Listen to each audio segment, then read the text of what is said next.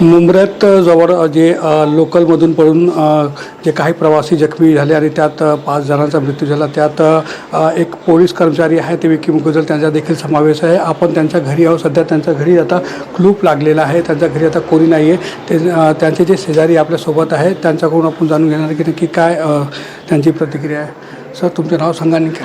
माझं नाव संतोष आगवणे. आम्ही जवळजवळ आत्ताच त्यांनी जवळजवळ वर्षभर झालं असेल त्यांनी घर घेतलं. त्याच्या अगोदर ते भाडेकरू म्हणून याच रूममध्ये राहत होते. जवळजवळ 2-3 वर्ष झाले. तर त्यांचे संबंध जे होते ते सलोख्याचे होते. सगळ्यांशी प्रेमाने हसणार, बोलणार, विचारपूस, प्रेमळ मनुष्य तो होता. आणि तो गेल्यामुळे कदाचित आम्हाला फार वाईट वाटलेलं आहे. ही अचानक घडलेली घटना फार दुःखदायक आहे आणि याला तर सर्वस्व मी म्हणतो की याला रेल्वे प्रशासनच जबाबदार आहे.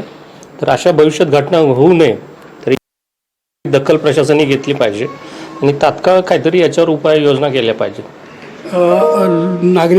नागरिकांना जे सुरक्षा देतात ते पोलीस देखील सुरक्षित नाही आहे. रेल्वेच्या जे प्रवास आहे तर ते एक दुर्दैवी घटना आहे. आणि जे कधी ही घटना तुम्हाला माहीत पडली? ही मला जवळजवळ 11:30 ते 12 वाजेच्या आसपास मला म्हणजे 11:30च्या आसपास माहीत पडली. मी ऑफिसलाच होतो.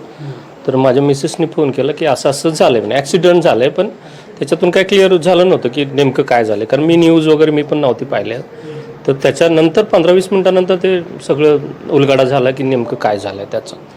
त्यांच्या घरी कोण कोण आहेत? आणि त्यांच्या घरी त्यांची पत्नी आहे आणि एक 3 वर्षाचा मुलगा आहे त्यांना, की जो अगदी लहान आहे. म्हणजे तर तुम्हाला म्हटलं काहीतरी ज्युनियर KGला वगैरे आहे तो.